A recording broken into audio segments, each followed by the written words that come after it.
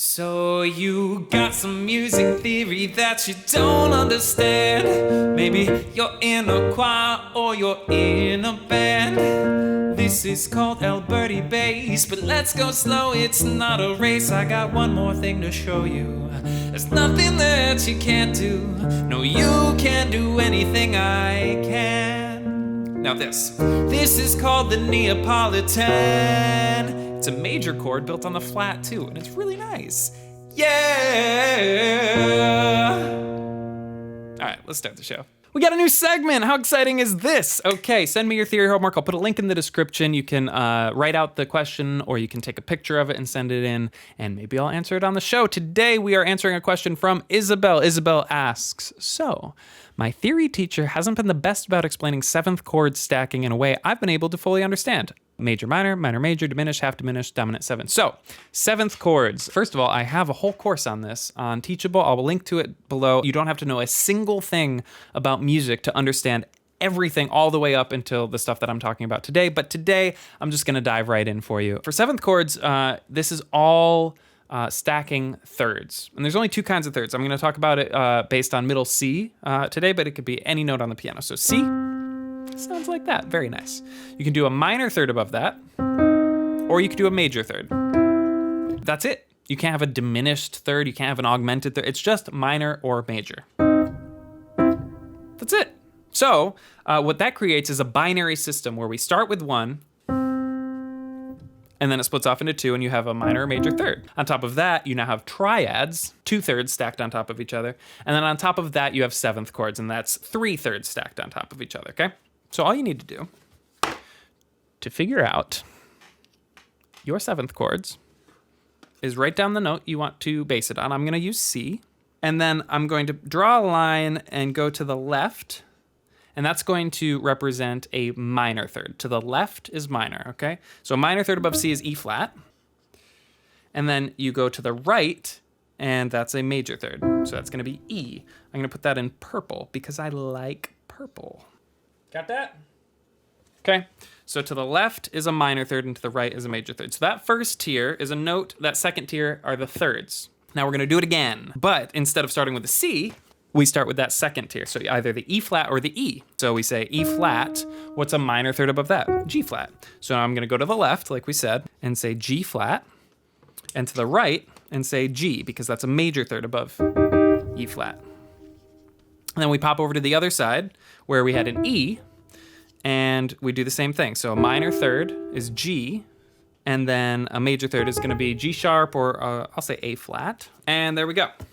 Okay, so with that, we're looking at triads. These are the 4 kinds of triads you can have. You can't have more because it's just 2 stacks of thirds, and these are all of the combinations you can possibly have. It's just a numbers game. I'll go from the squishiest to the stretchiest. So the squishiest is always gonna be all the way to the left, the black minor thirds, and the stretchiest is always gonna be all the way to the right, the purple major thirds. Minor third with a minor third on top, it's called a diminished triad.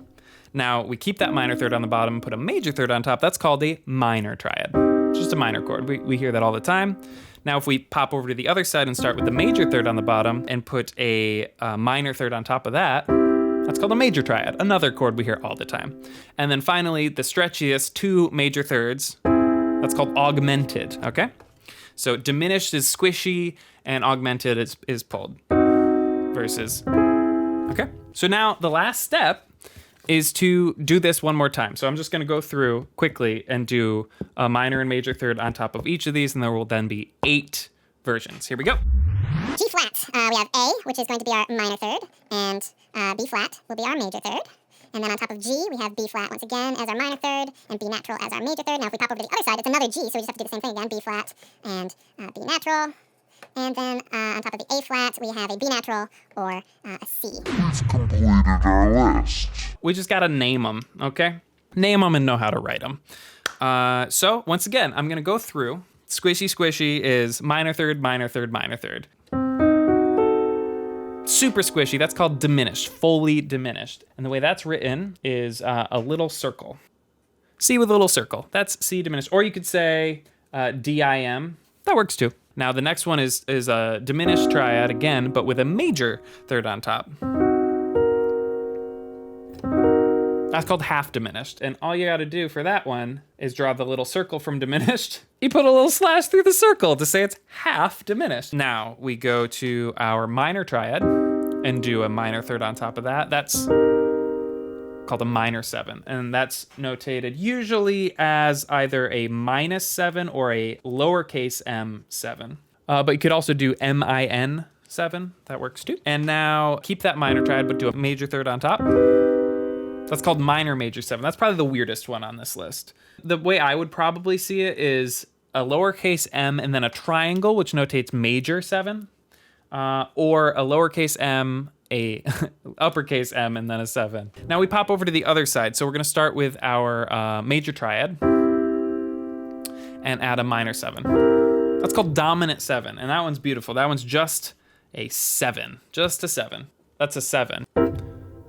I don't know why that one gets all the cake, but it does. Now we put a major third on top of that instead of the minor. You have major 7, and that can either be that triangle from before 7 or uppercase M7. And then the next one is with a minor third on top.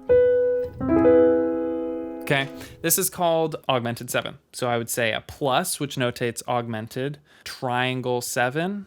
So C augmented major 7, C aug major 7, or C plus major 7. I think these are kind of your standard ways of looking at that. So the last one is the stretchiest, right? It's all major thirds. So a major third and a major third and a major third.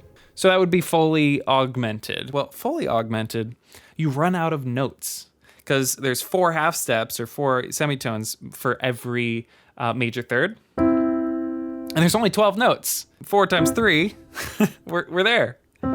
So we end on C.